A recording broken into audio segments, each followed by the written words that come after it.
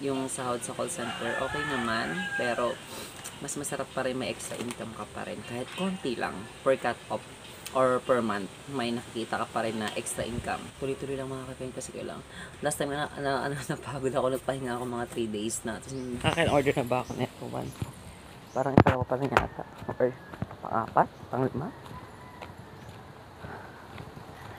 Parang ganun. So, order ako ulit ng nung brownies sa karaan mga kabihan. And for the pick up na tayo ngayon. Dumating sa Shopee again.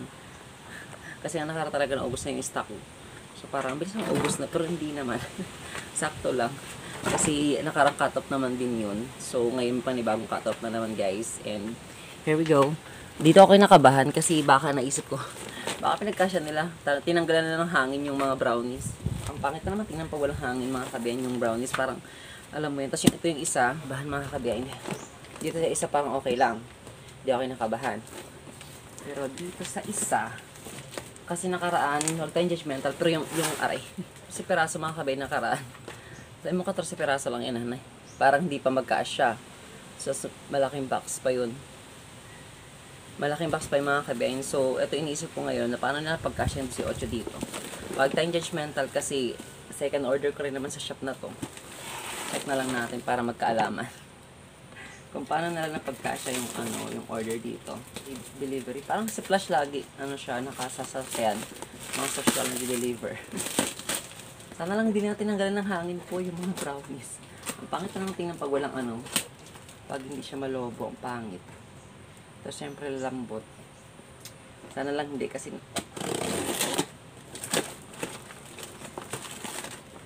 okay, hindi nga. Nakalimutan ko pala, yung inorderan ko pala is mga big oven. So, hindi talaga siya masyadong mahangin yata.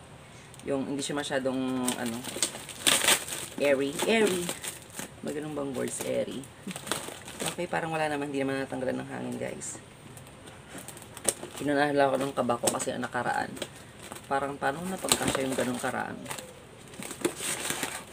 Make sure lang natin, Okay, wala nga mga kawin, ayun, butterscotch mga kabiyan. Ang dami kasi ang dami nang nag-avail nito. Tapos ganito din nakaraan. Nagbukas ako kasi ang sarap niya. Super delight. Kakatulog ko lang. Tapos yung credit tumawag sa cellphone ko kasi lagi tumatawag sa akin. Tapos nasasakto natutulog ka. Alam mo yun, parang maabaho ka yung tulog mo. Lalo na sa amin, kailangan namin ng maayos na tulog ko. And we have big oven here. Mga kabiyan. Tingnan nyo. Ang nipis niya na. Compare nyo dito sa may hangin na to. Ayan po ba? So, ito yung ayok talaga sa shop. Ito nagtatanggal ng hangin guys. Kasi nadudurog yung laman syempre. Ayun yung purpose ng ayun yung purpose ng hangin para hindi madurog yung laman. Kumbaga maging karoon ng maging spacious. Ito naman kay nabalik kay Shein. Ito yata kay to MGM online shop. Dito naman kay Sheena. Sheena's Pasalubong. Nakaraan sa kanila din ako umorder. Pero di ko alam yung tinanggalan. Kaya ayaw ko umorder ng sobrang dami kasi nga pinagkakasya nila sa isang lalagyan. Pinipilit ko nilang pakasya.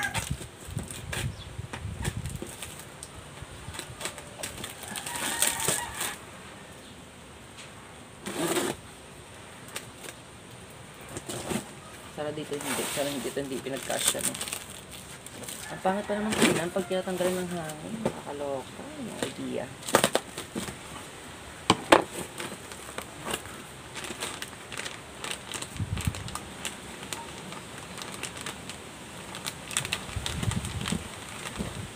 Ito. Okay naman ito nila. Tinanggalan guys. Ito yung pangalang order ko sa ibang shop. So, ito naman kay Sheena shop. Kay Sheena Pasalubong. Dito, yung mga wala dito sa shop sa isa, dito ko in-order sa isa kasi nakaraan nagkaubusan ng ibang stock. So, ito yung in-order ko sa shop na to. Mga ubi and ubi cheese bar. And, syempre yung pinakamarami kong kinuha sa kanila is yung Super Delight. This one. Diba kanina is yung Super Delight na butterscotch. Ngayon naman yung brownies bites. So, ayan.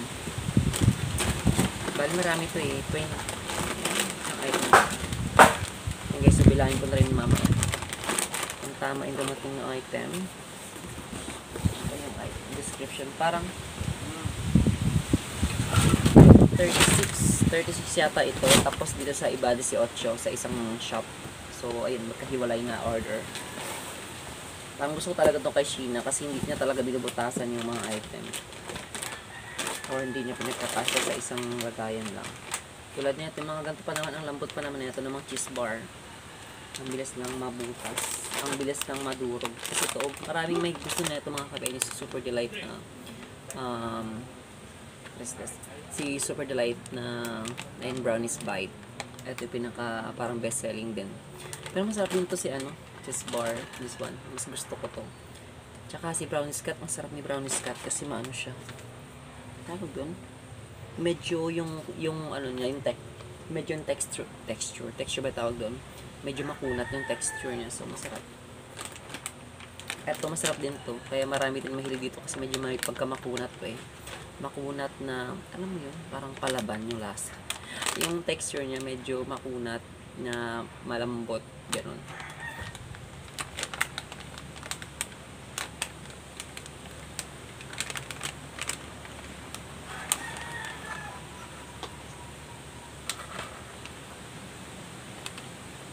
Hanapin ko talaga yung mabutas na ito para malaman ko kung binatasan talaga. Kasi tawag doon, sobrang halaga na butterscotch pa naman to. Compare niya si butterscotch na ito, si Big Oven, tsaka ito na ang cute, marami siyang Pero ako din naman, mukhang malaki din naman to. Kasi ito, ayun mahangin siya yung loob. So, ito. Cute din. Masarap yung mga kabainis one. Hindi ko alam kung masarap din. Pero ito natikman ko na ito masarap. Pero syempre hindi ako masyadong kumakain ng matamis. Nakaramis pinipili ko ng chocolate. Yung pinapa-order ko na ng chocolate. Ayun din yung kinakain ko nakaraan. So, ayan yung mga order natin. Papakita ko na lang niya. 18 yan din. This one is 36. Dito ko kinuha kay Sheena pasalubong yung ube cheese bar and yung cheese bar tsaka itong Super Delight kasi kay MGM shop ay online shop wala itong mga ibang item, so gusto ko silang maabil lahat kaya sabi ko okay, hati-hatiin ko na lang. Kuhanin ko na lang yung available sa isang shop tapos yung wala sa isang shop kukuhanin. So ito yung second order ko na to kay MGM online shop tsaka kay Sheena pasalubong. So ayan, ito kay Sheena okay talaga kasi baka judgmental lang din ako, baka talagang ganun lang si Big Oven, hindi talaga siya mahangin yung loob mga kabihain. Ito kasi si Big Berta medyo mahangin yung medyo may pahangin siya sa loob. Ayun, mamaya lang magdadala na ako nito sa work mga kami, papa-order ko na. So ayun lang mga kabihain, kasi nanghinayin talaga ako nakaraan, kaya umorder na ako ng maaga-aga bago pa maubos yung stock. Umorder na ako kasi sabi ko sayang nagkakaubusan na talaga ng stock sa side ko, tsaka sa doon nga sa mga reseller nagkakaubusan na rin sila ng stock sa kanila. So ayan, tuloy-tuloy lang mga kakain kasi kailang last time napagod ako, nagpahinga ako mga 3 days na, tapos hindi ako nagpa-order, cut off lahat, as in napakakalmado ng lahat kasi pag may mga pa-order ako sobrang hectic, sobrang nakakapagod din. Pero isipin mo na lang pag hindi ka naman nag-effort guys, kung hindi ka naman nagpagod, wala ka naman extra income. Kaya okay lang yan. Kailangan natin mapagod. Ayoko talaga sa idea na dumepende lang sa sa sweldo. Kasi may sweldo ka, tulad nito, may sweldo na naman sa sunod na araw. Pero ayoko naman dumepende lang doon. Gusto ko may extra pa rin, as in kahit paano, kahit pa konti-konti lang na extra. Basta may kinikita tayong extra income, di ba? Ayun lang, maging positive sa pagod natin. Kasi kung hindi nga tayo magpapagod, wala kang nakikita na extra.